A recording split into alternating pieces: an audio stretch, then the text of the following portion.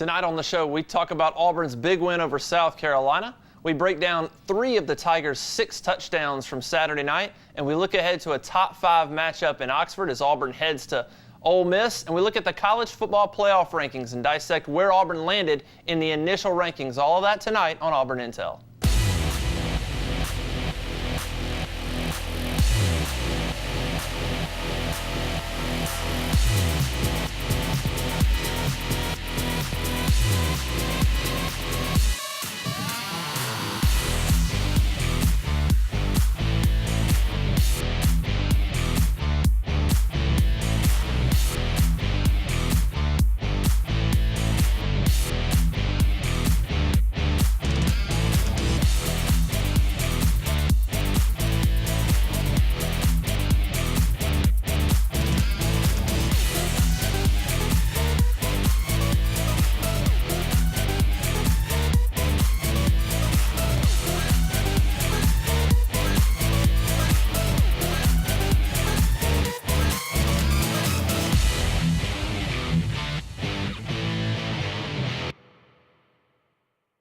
Despite being 5-1 and ranked 4th in the country, Auburn head coach Gus Malzahn challenged his team during the bye week to get their edge back. He wanted more physical play from the offense and better execution, and his team responded on Saturday night inside Jordan-Hare Stadium, rushing for 395 yards and rolling up 551 total yards on their way to a 42-35 win over South Carolina. Steve Spurrier threw the kitchen sink at Auburn, including an onside kick, a throwback to the quarterback, and attempting 6 fourth downs, but it wasn't enough as the Tigers move to 6-1 on the season, guys. Exciting game, dramatic win. Really, it was Auburn outlasting South Carolina. What were your thoughts after the game Saturday night? It was a one-of-a-kind game for me as a coach because very seldom do you have head coaches that call their own plays, and you've got 2 of them in the same game, and arguably the best of the past and the best of the present pitted against each other. So I like the gamesmanship. I thoroughly enjoyed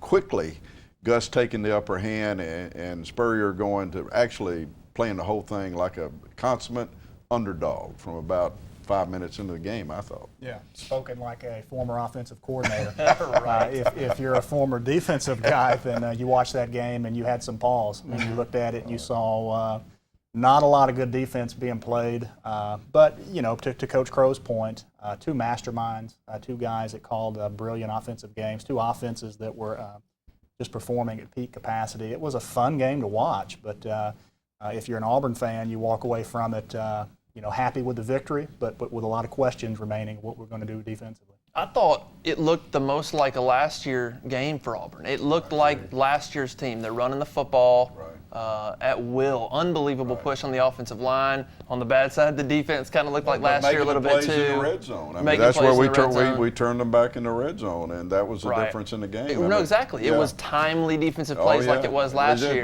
The whole thing was last year, except we haven't arrived in the kicking game like we did last year. Right. And that's, to me, the call of moving forward. Yeah, the kicking game was definitely questionable, but you know, I just thought that when they needed to step up and make a play, they did. That was certainly crucial. Just too many mistakes defensively with communication. Right. I think that was the biggest thing that I walked away from disappointed in. You know, from a execution standpoint, Spurrier did an outstanding job of really being able to take all tendencies, everything that he may have done prior to this game, and throw it all out of the window. So Ellis Johnson was really working with a blank slate because he was 4 downs all over the field, and defenses just aren't built for that. They are. And he found some great matchups. Oh, yeah, but he attacked our safeties. He did. Really. But Ruffin, a freshman. And the inability, though, for the secondary to stay on the same page with one another, to be on the same lines of communication with the linebackers, that really hurt us, and that's something we've got to really get better at, is communication. Is that the takeaway? Is the takeaway the defensive inconsistency after a bye week, which is odd, or is the takeaway the Malzahn and Rhett Lashley feel like they got their edge back, rushing for 400 yards, the way they ran the football, blocked downfield? What's the bigger takeaway? The takeaway is what we did offensively will stick with us. Right. What happened to us defensively, I don't think sticks Aberration. with us. Yes. Yeah, I think it's an aberration too. And the takeaway is just like Coach said. If Nick Marshall plays like he played in this game, then Auburn doesn't lose. They're not going to lose when Nick Marshall performs at realizing that he didn't complete a lot of throws. Right. Very efficient, threw the ball well when he had to, and made outstanding decisions throughout that game. Let me tell you about Nick, too. Yeah. When you throw it so few times, and I was the wishbone guy where we would throw it similarly, okay? Right. The quarterback has a more difficult time throwing it fewer times, and really, I mean, you throw once every 20 plays or something, you know, or not quite that, but it makes it harder. And when you have that kind of completion percentage, I mean, people can pick out the total yardage, but what they need to pick out is when you throw so few times to have those completion percent, and he threw a couple of bad 12 passes. 14. Yeah, he threw a couple of bad passes, but you know, I think you wrap the whole thing together. I think Nick Marshall played the best game I've ever seen him play. Yeah, he played outstanding. There's no question about it. When we get back, we're going to break down 3 of the Tigers' touchdowns on Auburn Intel. Welcome back into Auburn Intel. We're going to break down some plays for you. We love this segment, breaking down some big plays from Auburn's win over South Carolina. We're going to look at 3 specific offensive plays for the Tigers, all resulted in touchdowns. They looked simple, but they weren't, and we're going to take a look at them right now. The first was the very first touchdown for Auburn, a Brandon Fultz play action, 7-yard touchdown pass to Brandon Fultz. You look at it, guys, what do you see formation-wise? Well, in this area of the field, predictably, South Carolina's in man coverage. And in man coverage, certain players got number 1, number 2, and number 3, and actually there's a 4th receiver on the same side of the ball. This is almost a 4-by-4. But when this motion comes inside, they have to exchange assignments every time the motion crosses somebody. There has to be an exchange. And quite honestly, South Carolina, trying to defend the quarterback is a runner because they cannot take their eye off this guy. That's the one they fear. And this guy, your 2 best receivers. And they lost the receivers. And what I see is you've got a condensed formation. You've got big bodies in there. You've got the tailback lined up in a position to take a handoff. So to me, it looks run. Yeah. So if you're a safety, what are you paying attention to? If you're one of these guys right here, what do you you can look at these 2 guys, and they're both looking at Sammy Coates, which tells me they're doubling him. They both are going to man coverage. So you know you've got man coverage out of the gate. And he's maybe watching for a run right here to keep the edge, or what's this He's guy? Peeking into the backfield, but he's lined up to cover Sammy. Yeah, absolutely. And the beauty about this play is it looks simple. This is a play action to the tight end. Everybody runs it. It's a play action to the running back, and your tight end just goes into the flats. But Gus Malzahn is so creative that he throws in this Ricardo Lewis motion that throws everything off, and you hide Fultz right here. So when you run the play, it's a simple play action to the tight end. But Fultz going in motion right here. Duke Williams, you'll see him run to the middle of the field. Fultz runs wide open. And when you run unlike most this play. teams, everybody's first point in practice, the quarterback is the primary threat to run the ball. And that makes all the coverage a little bit tougher. Yeah, go ahead and roll it, and we'll watch this thing unfold as Brandon Fultz catches his first touchdown of his career. Ricardo Lewis. Motion, he sneaks out. Yeah, the dynamic changes because the flow shifted away from the play side. Plus, you've got Duke Williams running people off as a decoy on this play, and you throw it to a guy that you never throw it to down the goal line. So it's just a great play design. And you mentioned that Duke Williams, you see him right there, roll it again, and you see Duke Williams run to the middle. It brings them back a little bit and allows Fultz to come right along here along the goal line. And also catches him in a corner blitz. So actually, there's a hint there that if he had not have been open, the ball would have been thrown back to the other side of the field. Right. You had Sammy coming across. Well, you had Cameron and Artis Payne slipping out the weak side. He wasn't blocking.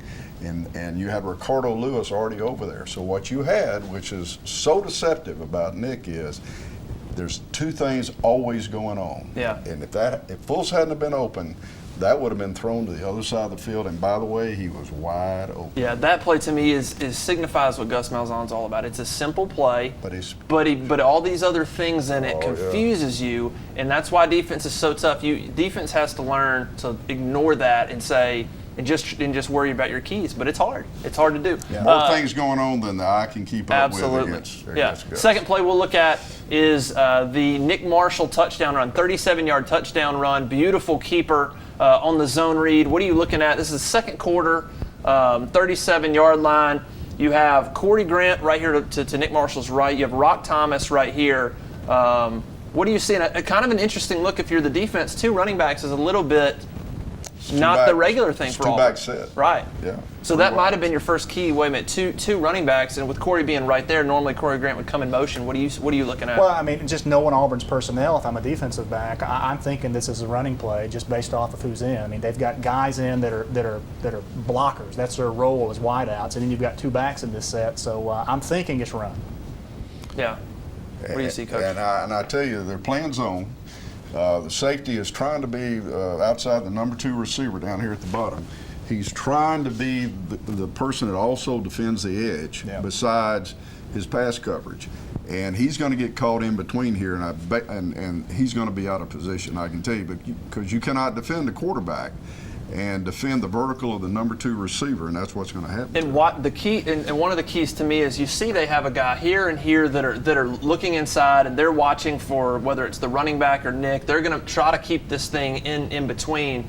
But the key is he's still on this guy. Absolutely. And when you watch this play unfold, one of the keys to this play is instead of him going upfield and keeping him in the play, he just flares out. And takes him out of And the this play. guy then has to come up, and you'll see Nick when he rolls. This is a play. He fakes it. Then when he rolls, he looks out here like he could pass it, which makes this defender right here, he has to commit, and it leaves everything wide open. And what's interesting about this play is you'll see Corey Grant, when he comes through right here, it's on. To me, I'm not sure if this was a read or if this was a design keeper, because when you see Corey Grant roll out right here, he's immediately he sprints down here and he's immediately looking for the first person to block, knowing Nick's right behind me. Yeah. And it's an interesting play. So go ahead and roll it, and you'll see this action right here. You see Corey, look at him sprint down.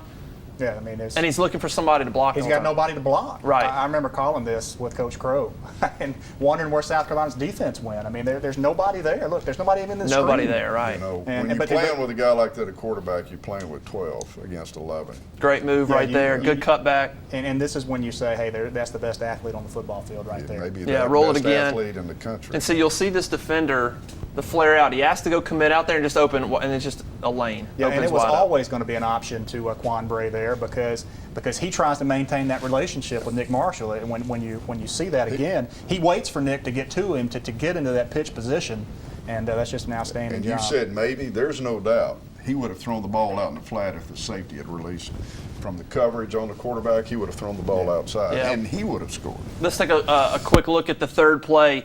This was a third quarter, the big play of the game. I think everybody knows what happened right here. Ricardo Lewis, 75-yard touchdown run. In the third quarter, South Carolina had tied this game up 28-28, and Auburn just one play answered right back. Real quick, what do you see before we roll this?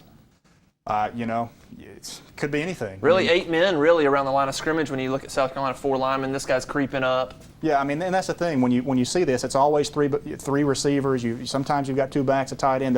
It all looks the same. Right. And here's what Gus does as good as anybody is he will put multiple receivers to the short side of the field, which defensive people have to either give up the space by matching the numbers into the short side, which leaves enormous grass to be had to the field, or he'll take the numbers advantage into the boundary if you don't go over there. And the ball's hardly off center here, but this is basically making the defense decide whether they're going to be positioned across the field or whether they're going to match this 3-receiver set that's coming up with this motion. Yeah, let's go ahead and watch it. And I think that safety creeping up for South Carolina really kills them because that's 8 men in the box, and when he gets the edge, now you don't have anybody back that has an angle. Well, 2 things struck me with this. And what speed? One is the speed of Ricardo Lewis. I mean, he absolutely was vapor here. The other thing was the block of Sammy Coates. Yeah, watch out Sammy here. Coates right there. Boom, Absolutely right in his annihilates the defender and Ricardo Lewis Perfect. untouched. Brandon Fultz came around and cut block. Cameron Artis-Payne, you see him roll it one more time. Cameron Artis-Payne comes immediately out there. You see him pick up a guy. There's Fultz cut. There's Artis-Payne. Yeah. Everybody did their job. Here's the second time, because Untouched. the previous play, you see a guy that's close to the play, that's unblocked, but he's not making a move to stop the play. He is being blocked by his assignment, and that's what Gus does, is he breaks everybody down in the perimeter by their assignment, and your assignment will get you blocked. Absolutely. Because all we've got to do is present you with a threat. We don't have to put a blocker on you. So you see these guys in space, and it doesn't look like they're trying to tackle anybody. It's because in their brain, I got that guy. I know the ball's there, but they're taught eye discipline. I don't chase the ball when my guy's somewhere else. And so they're being blocked by assignments, which is Gus is factoring in information so quick that he's picking up where all the assignments are. And when he gets all your assignments, you're going to get blocked just by what you are thinking. Yeah, that was a perfect play call against the defense that had crept up, allowed him to get the edge, and perfect execution. And most coaches got to go to the film room and look at it 3 times before they can call it a play. And the crazy thing is, if Nick Marshall decided to keep it on that play, he'd have hit his head on the goal. That's exactly what I saw too. Yeah. Big play for Auburn. The one player that we left unblocked, he really was neutral to any responsibility because he got caught in between. Yeah, huge play for Auburn in the game. When we get back, we talk about Auburn's road trip to Ole Miss, and we delve into the college football playoff rankings a little bit when we get back on Auburn Intel.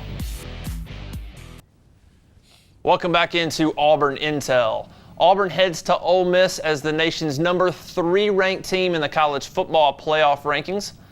The Rebels are ranked number 4, coming off a 3-point road loss at LSU. The SEC West is as brutal as it's ever been this season, and with the Tigers and Rebels both already having one loss within the division, Saturday night's matchup on ESPN could be an elimination game in the race to represent the West in Atlanta. Guys, how big is this game? The college football playoff rankings are out. Auburn's 3rd, Ole Miss is 4th. I think they got that right. Top 5 matchup. And not only in the Final Four, but like I said, the West. I mean, 2 losses could get you in there because Mississippi State and Alabama, there's still games to be played, but you got an uphill battle if you're the team that has 2 losses first in the division. Big game, obviously. I mean, it's the understatement of the year. Probably the only time that we'll have a matchup of 2 top 4 teams until we actually get to the playoffs. Right. So it's going to be a physical game, physical contest. I actually think that the rankings will be a shot in the arm for Ole Miss, having come off a loss as they did in Baton Rouge. So maybe they feel like they've got a little bit more to play for, but it's going to be a fight. I'm interested to see how this Auburn team attacks it because everybody's going to be talking about the Auburn offense versus that Ole Miss defense, but where it's going to be won is what does Auburn's defense do against the Bo Wallace-led offense. That's where the game will be decided. I played Ole Miss from Auburn, Arkansas, and Jacksonville State. Wow. So I've known their head coaches, and I know Hugh a little bit, but not very much. I think there's an innate toughness in Auburn's team that is going to give them the edge in this game. And I think that even though it's been sort of moving around, we couldn't quite see it. I think we saw it last week. And I think that ultimately is going to be the edge. And the only way it won't be the winning edge is if we lose the kicking game edge, because I think we'll do fine with Bo Wallace. I think Bo is a sort of hot and cold guy, and I think this is the kind of guy that Ellis will prey on. I mean, just with schemes, just with disconcertion, I think we're going to start seeing a lot of those blitzes be backouts because I think this guy's a quick trigger guy. Right. And I think he's going to think he can look at that Dak Prescott film and that he's got something to go to, and I think we can fuzzy the picture for him a little bit. Yeah, it kind of might, for anybody that watched Monday Night Football, the Redskins did that to Tony Romo and did it really well. They did a good job against Bo Wallace last year. Very astute. I think that's exactly what you got. They did a lot of faking and showing, and Romo couldn't really didn't know the difference between a man and zone. Right, couldn't dissect it. Yeah. Who has the advantage coming to this game? Because we talk about Ole Miss coming off that loss, but they're at home, and I think you make a great point about. I mean, they were 9th in the coaches poll, 7th in the AP poll. For them to be 4th, that's a huge shot in the arm to them. I think you're right. Now they're saying, we're right there with everybody. I think you're exactly right. They still have Mississippi State as well. I think that's a shot in the arm. Gus Malzahn mentioned turnovers. He said that's the key. He called the Ole Miss defense great. He said they are a great defense, and said every game that he's watched the film, he's massively impressed. He said turnovers is the key. For me, home field advantage obviously is in this league. It's tremendous, and for Ole Miss to have that, I think, is a big deal. But when I look at these teams, there's no other football being played that's more similar to the NFL than what happens in this side of the conference. And when you look at an NFL game, what do you look at first? I look at quarterback play, and if I'm going to compare the quarterbacks in this game, Nick Marshall and Bo Wallace, I like the Auburn Tigers. I mean, you just can't belittle what he means to this program and the confidence that he instills in his teammates. The biggest thing for me, how do we start? Do we come out and do we start question. fast, or do we come Two out bad and starts we on the dig a road this year, hole so- and dig ourselves in a hole that we can't climb out of? So that's going to be key for me. Yeah, I agree. How we start, particularly on the road, in an emotionally charged atmosphere like this. Plus, I will say this: there's some teams that you want to catch after they play other teams, and when you know the league. Right. LSU beat these guys up pretty good. Yeah, they bludgeoned them. They beat them up pretty good. So I think we need to go back and let them know early in the first 5 minutes you're fixing to get a pounding, which I think this team is ready. This Auburn team is ready to accept the mentality that we carried into Missouri, that we carried into the end of the year last year, where people looked at us and say, God, that's going to hurt playing against those guys.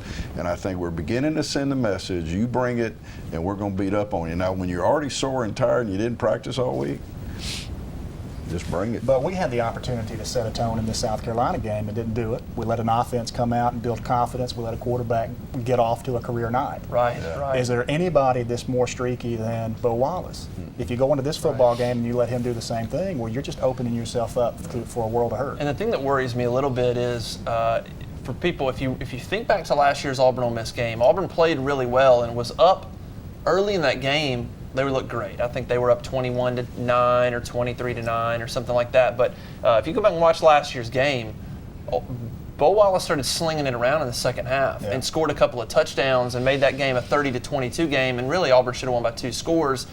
And obviously, coming off what we saw against South Carolina, where Dylan Thompson just slung it around. I think Ole Miss receivers are better than last year. Yeah. Cody Core, Evan Ingram, Laquan Treadwell is as good as anybody in the conference. That worries me a little bit because Bo had some success when he just kind of let it loose and started throwing the football.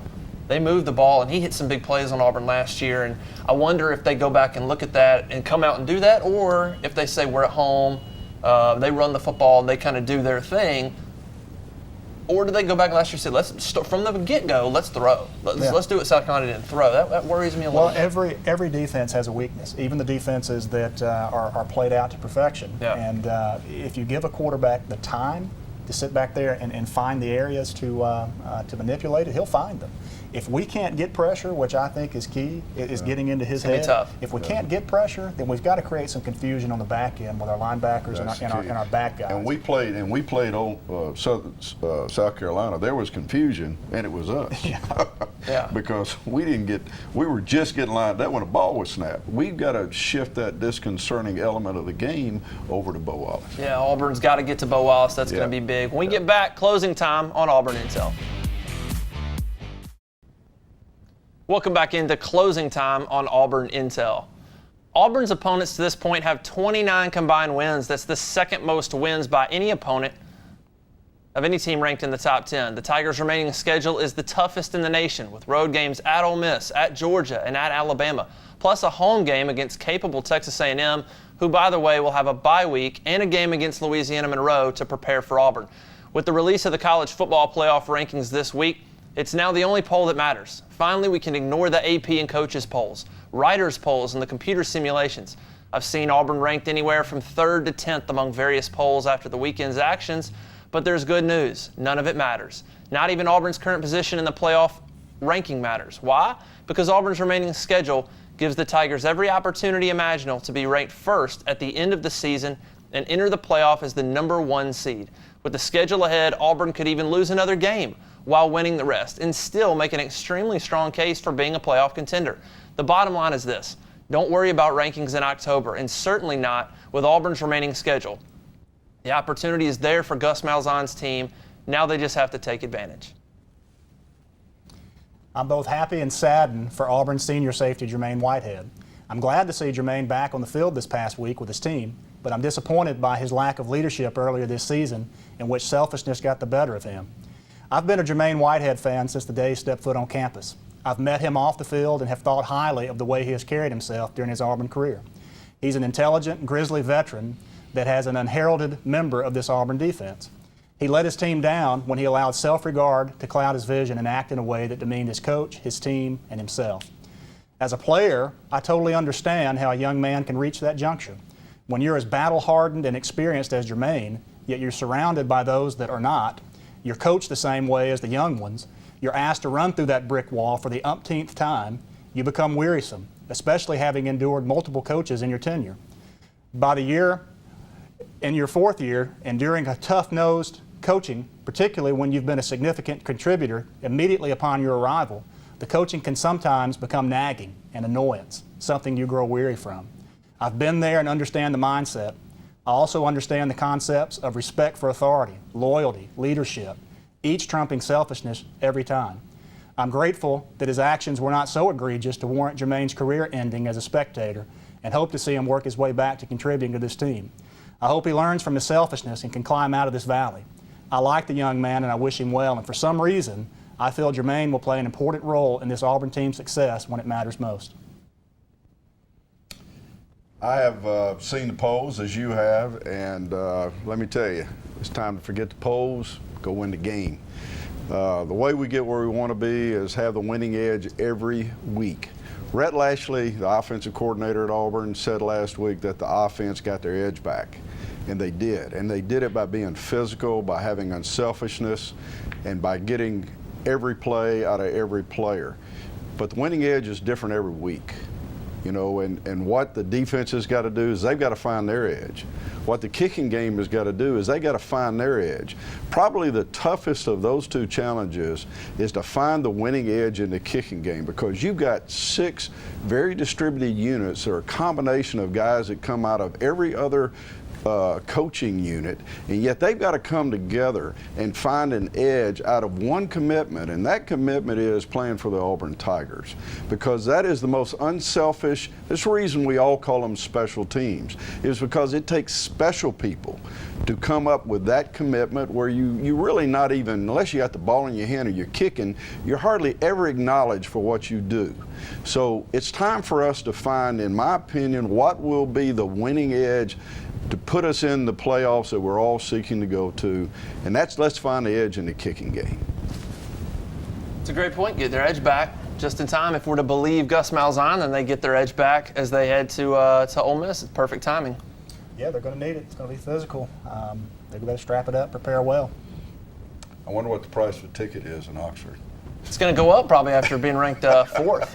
In the those guys that stand around outside the stadium with those tickets? Yeah. Oh, they just got rich. It's going to be crazy. It's going to be a wild atmosphere. Probably the 3rd time Auburn's going into a place this year with the quote-unquote biggest game in that team's history. It's hard to be bigger than Ole Miss this year. Absolutely. Yeah. I mean, this is bigger than Alabama. It's further along in the season, and they're 4th now. Right. So they've kind of gotten to this point, and now this game's a bigger game than the Alabama game. You're right, man. We'll be back next week on Auburn Intel. Have fun. We'll see you next time. War Eagle. War Eagle.